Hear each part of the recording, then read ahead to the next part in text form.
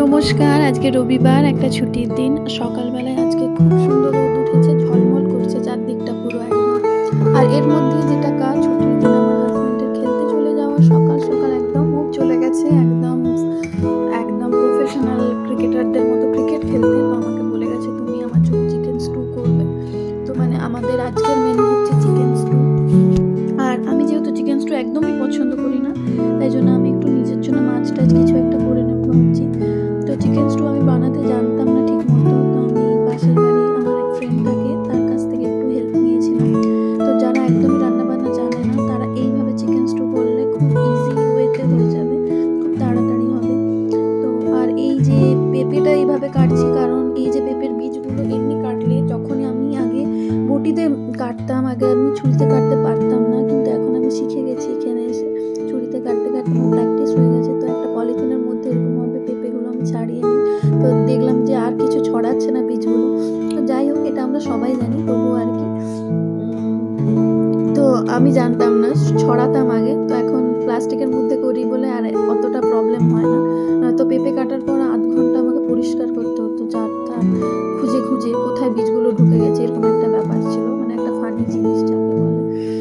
তো যাই হোক, তো আমি আজকে রান্না করব চিকেন স্টু, আর আমার জন্য মাছ ভাজা, আর বোধহয় আলু সেদ্ধ যদি করি তো করব।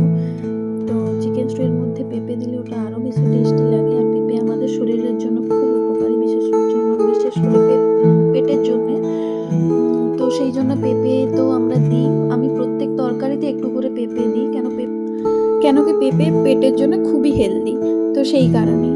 আর বাকি রইল এই বিনস, আর সেদিনের একটু বেঁচে যাওয়া ক্যাপসিকামও ছিল, সেটাও আমি দিয়ে দিয়েছিলাম। তো ক্যাপসিকামটা কাটতে একটু আমার সমস্যা হচ্ছিল, যেটা আমি মানে যেহেতু চাকুতে অতটাও অভ্যস্ত নই, কিন্তু আমি এখন অনেকটাই শিখে গেছি।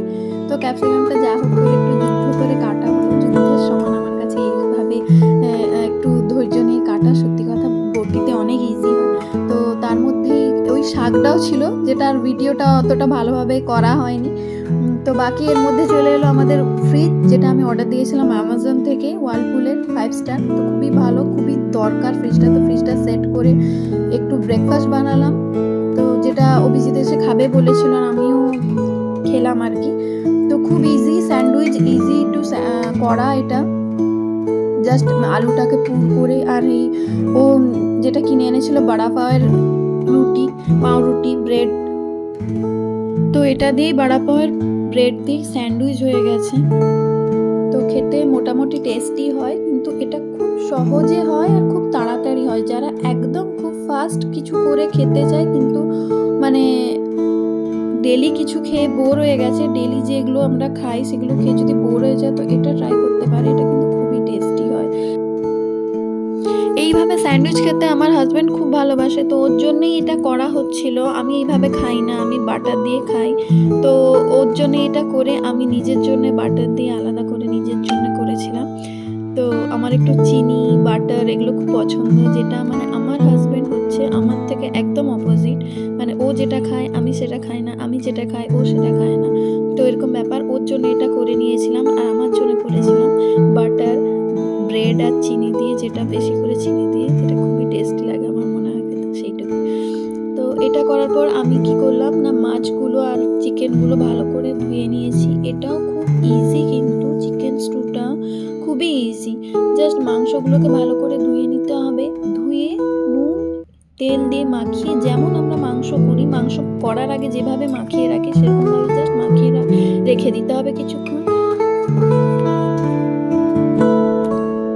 তারপরে আমি যেটা করলাম, মাছগুলোকে ভেজে নিলাম। এই মাছ ভাজাটা যেন আমার কাছে যুদ্ধের সমান, মানে এত তেল ছিটকায় দেওয়ার পর, ওই জন্য আমি সবসময় একটা ঢাল রাখি সামনে। তো যাই হোক, মাছগুলো ভাজা করতে করতে ও বলল চা খাবে, তো যথারীতি চা করা হলো। এবং যে স্টুটা করছিলাম, তার জন্য সমস্ত সবজিগুলো আগে ভেজে নিতে, কড়াইতে একটু আদা, বাটার, দারচিনি, লবঙ্গ দিয়ে মাংসটাকে ঠিক মতো করে কষে নিতে হবে। আর এক পাশে চলছিল আমার সবজি, যেটা হালকা সেদ্ধ, হালকা জাস্ট একটু বেশি করে ধনে গুঁড়ো, হলুদ, নুন দিয়ে করা, আর কিচ্ছু নেই, তেল খুব কম। আর এদিকে চলছে চিকেনটাকে কষানো, হালকা করে ঢাকা দিয়ে দিয়ে চিকেনটাকে কষিয়ে নিতে হবে। তারপরে এটা আমি যেটা করব, প্রেশার কুকারে দিয়ে দেবো, আর দিয়ে ৬টা মতো সিটি লাগাতে হবে। তো তারপরেই এটা রেডি। খুব ইজি, কোনো ঝামেলা নেই, ঝঞ্ঝাট নেই, কিন্তু খুবই টেস্টি হয় খেতে। যেটা আমার হাসব্যান্ড বলে খুবই ভালো লাগে খেতে। তো তারপরে কুকারে একটু জলটা গরম করে নিয়ে আমি তারপরে মাংসটা দিই। একদম ঠান্ডা জলে দিই না। তো এরকমভাবে কুকারে যখন জলটা গরম হয়ে আসবে একটু, একটু করে মাংসটা দিয়ে দিতে হবে। তারপর লাস্টে আপনি নামানোর পর একটু বাটার আর একটু গোলমরিচ ছড়িয়ে একটু জিরা গুঁড়ো যদি প্রয়োজন হয়, যদি ভালো লাগে তো দিতে পারেন কিংবা নাও দিতে